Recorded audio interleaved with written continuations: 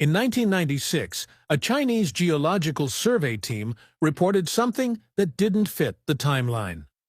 Iron pipes, not on the surface, subterranean, running through the rock of a pyramid-shaped mountain near Lake Toson in China's remote Qaidam Basin. 3 separate networks, hollow, engineered, and according to early reports, some samples were dated to an age so extreme it sounded impossible. That claim alone is why the Baigong Pipes became famous, and why the story instantly split into 2 versions. One says this is nothing more than an unusual natural formation. The other says it's evidence of ancient engineering, far older than recorded civilization. Tonight, we're not here to declare which side is right. We're here to follow what can actually be traced. What was found, what was tested, what was claimed, and what still hasn't been properly excavated. Welcome to the archive. They tell us the Iron Age began around 1200 BC, and mainstream archaeology generally assumes that any metal piping found deep in rock must be modern intrusion, misidentification, or contamination. But Mount Baigong is an unusual place, even before you reach the pipes. From a distance, it resembles a stepped pyramid, an angular, stone-like structure rising out of a barren plateau. Along its southern side are triangular cave openings. When researchers entered those cavities, they reported something striking. Metallic pipes embedded directly into the cave walls, some thin as a needle, others wide enough to resemble industrial tubing. And unlike random fragments scattered by chance, many appeared to connect and continue into the rock, as if part of a larger system. This is where the story becomes more complicated, because the pipes were not just photographed, they were reportedly tested. One early set of reports described an elemental analysis conducted in the region. Investigators expected ordinary corroded iron, full of common impurities. Instead, the material was described as a mix dominated by iron oxide, along with notable traces of silicon and calcium, an unusual combination for simple scrap. Supporters of the mystery argue this points to manufacturing or processing. Skeptics argue it could still be explained by local geology, corrosion, and mineral exchange over time. And here's the key problem.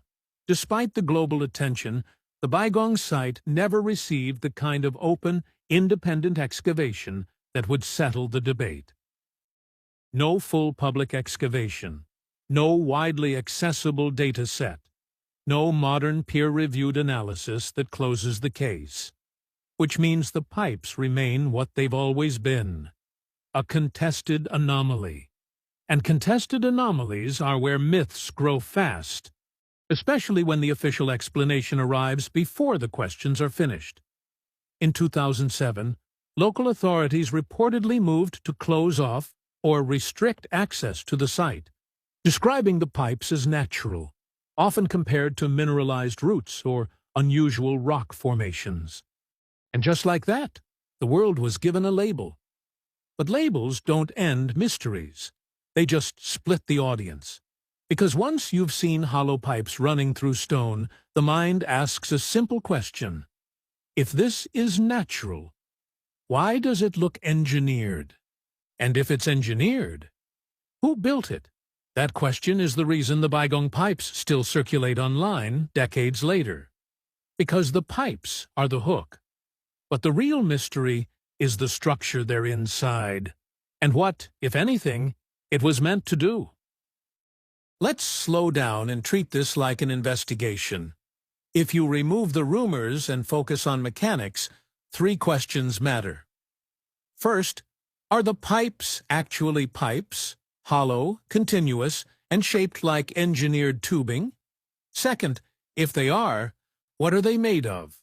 Ordinary, iron-rich material, or something consistent with manufacturing? And third, why are similar pipe-like objects reported not only in caves, but also near the lake bed? Supporters of the mystery point to reports that some pipes appear smooth internally, as if formed around a consistent cylinder. They also point to the variety of sizes, arguing that nature doesn't usually create systems in multiple diameters that look intentionally routed.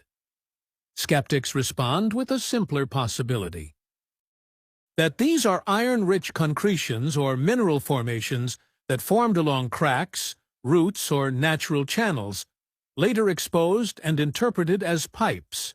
In other words, a shape that resembles technology without being technology. And that is not a weak argument. Geology can produce structures that look artificial. Concretions can create rounded forms. Minerals can fill gaps and harden into tube-like shapes. Water, pressure, and time can create eerie precision, which brings us to the claim that made Baigong famous in the first place: the age. The most extreme reports suggest dating results around 150,000 years old, but publicly available details about how those dates were obtained are limited. What material was dated? Was it the metal itself? The surrounding sediment? Mineral deposits? Organic traces? Without clear documentation, the number becomes a symbol more than a conclusion, and symbols spread faster than data. So here's the honest position. The Baigong Pipes might be one of the strangest geological formations in China, or they might be evidence of human or non-human engineering that we haven't properly accounted for. Right now, both interpretations survive for the same reason. Not because of perfect proof, but because of incomplete investigation. And that is the real scandal in this story. Not that someone buried the truth, but that something this strange was never settled with transparent modern excavation. Because that is what separates a myth from a discovery.